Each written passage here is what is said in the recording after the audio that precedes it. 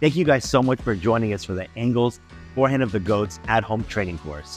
As you go through this course, you want to make sure that you really visualize yourself hitting the forehand that you always imagined, like Federer, like Alcaraz, like Nadal. This is a long process, and you have to really keep that in your mind and believe it and visualize it throughout the entire process.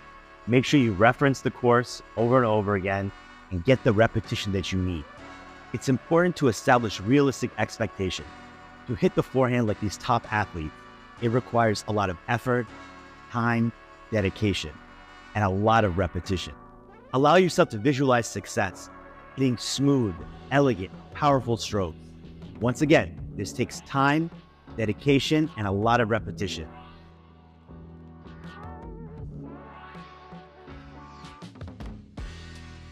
Throughout the learning process, it's important to remember the 4 stages of learning. They are unaware and unskilled. At this stage, you may not be aware of the proper technique and lack the necessary skills for a proficient forehand. Stage 2, aware and unskilled. As you engage with the course material and practice using the forehand angle, you become aware of the correct technique, but you are still refining your skills.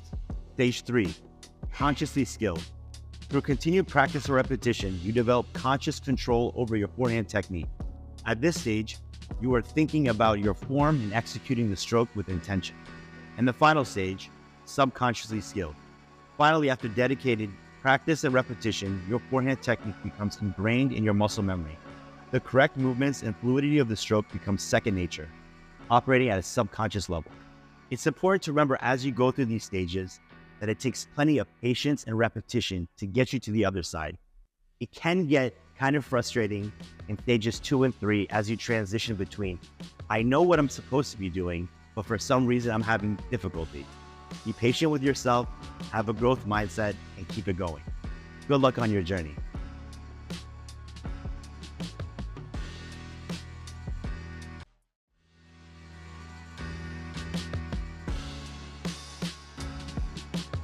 Welcome to the first lesson of the Forehand of the Goats series.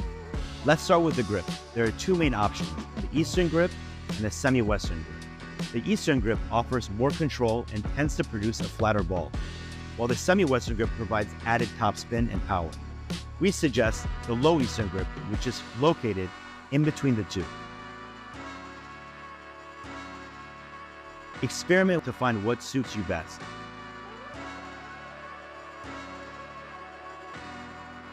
Next, let's focus on stance. We'll be using the neutral or square stance. Position your feet parallel to each other with your front foot 45 degrees from the net. Imagine a pizza slice there. This balanced stance allows for efficient weight transfer and stability. Mastering the essentials lays the foundation for a solid forehand. Let's practice the grip and stance, ensuring you're ready for the upcoming techniques. Remember, a strong foundation leads to a powerful and consistent forehand. Okay, ready? So, just the reference.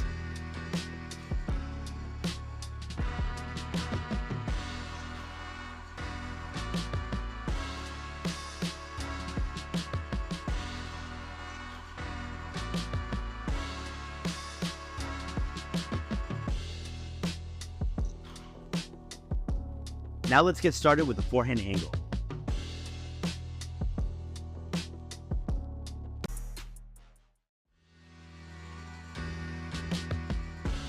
Preparation and coiling. First, we start with putting the forehand angle under your dominant arm.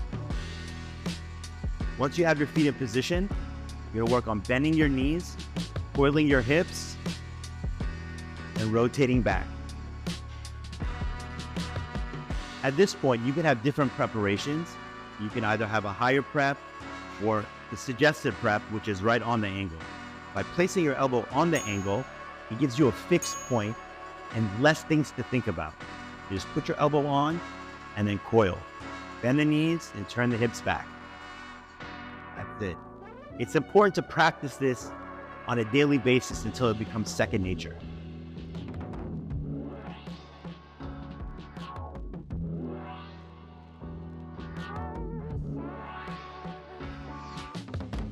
Good luck.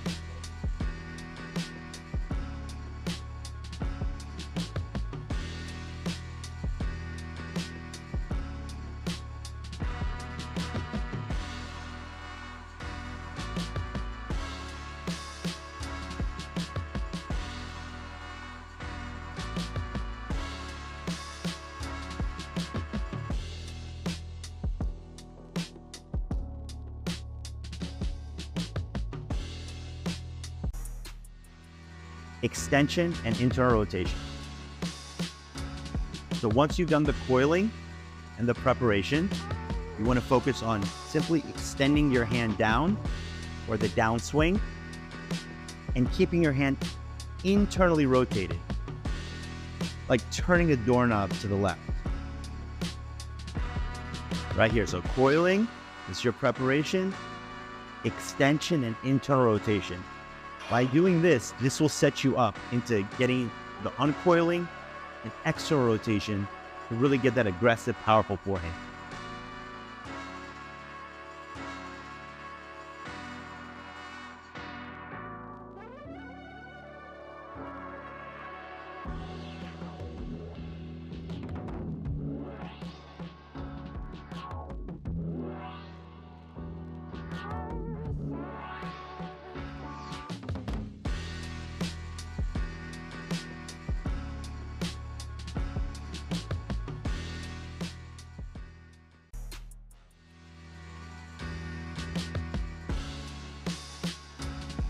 Preparation and coiling, extension and internal rotation, and then now we have the uncoiling and external rotation.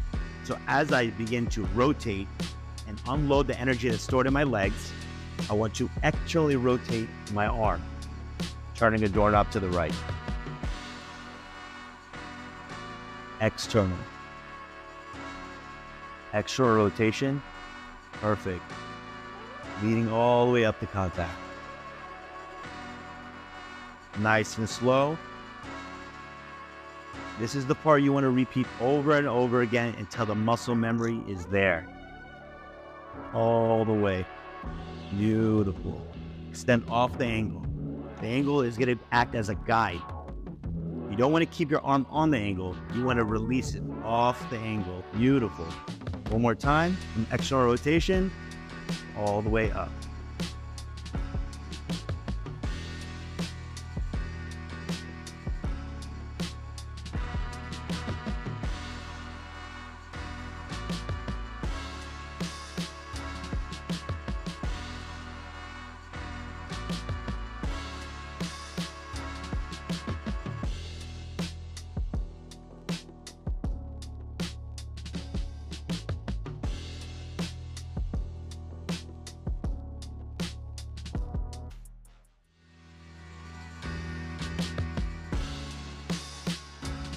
Lesson 5 with the forehand angle. So once you've gone from the external rotation, and now your striking angle is getting guided by the forehand angle. Right, so watch this. Here we go. We bend our knees, so we get into extension, external rotation, and we strike up the ball. Keeping your arm straight is key. And then we go into internal rotation. So here we go.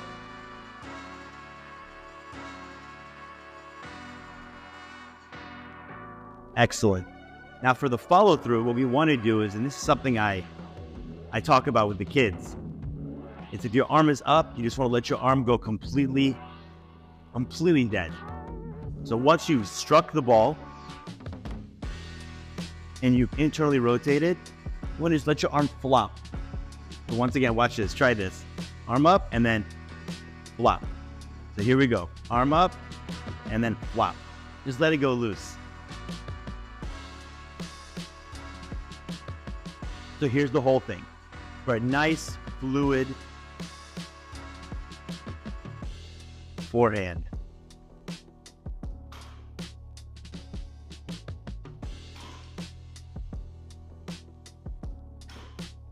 Excellent.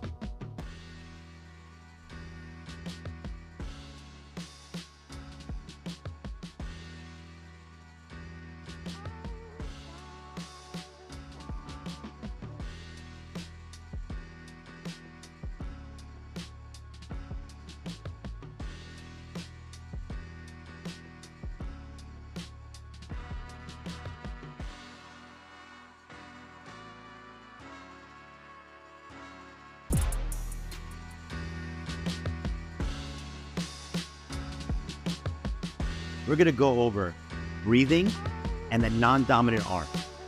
So A very important lesson is to understand that the speed of your breath controls the speed of your swing, and the length of your breath controls the length of your swing.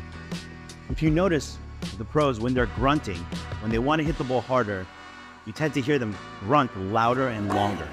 And this is to give them length so they can relax through the stroke and really transfer all of that energy into the shot. So here we go. So you breathe in as you prepare.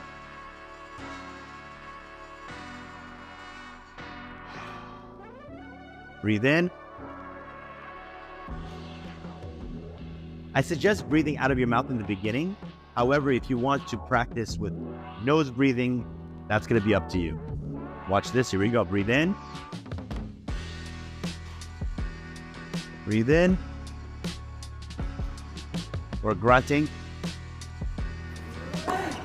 So either one works. And for your left arm, you want to make sure you're using it as a counterbalance. You don't want it to be tight. You don't want it to be stiff. You want it to be firm. So watch this. Here we go. So nice and firm, nice and stable. And then as you get into external rotation, you want your arm to just go move with you. You don't need to move your arm. It will move naturally out of the way. And then you want to bring it in, counterbalance, which allows you to kind of tighten your core and accelerate the arm through the contact. So watch this. Ready? Here we go. So extension. As I rotate and get into external rotation. Beautiful. Hit the frame on that one. Here we go. Ready? Beautiful. Excellent. In it.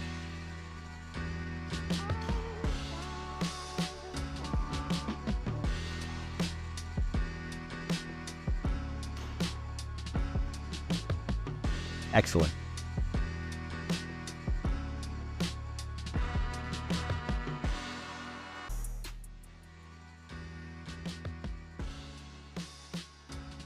Thank you guys so much for following us along on this journey to your forehand of the GOATs. It's important, once again, to review the videos as often as you need. And we've also put a reference video where you can just follow along with me as I'm repeating the forehand over and over again with the pros like Federer, Nadal, and Alcaraz. And you can see the stroke in the macro, the big vision. And follow along 5 minutes a day. Just 5 minutes a day is going to make all the difference. Thank you guys so much for joining us, and good luck on your forehand of the GOATs journey.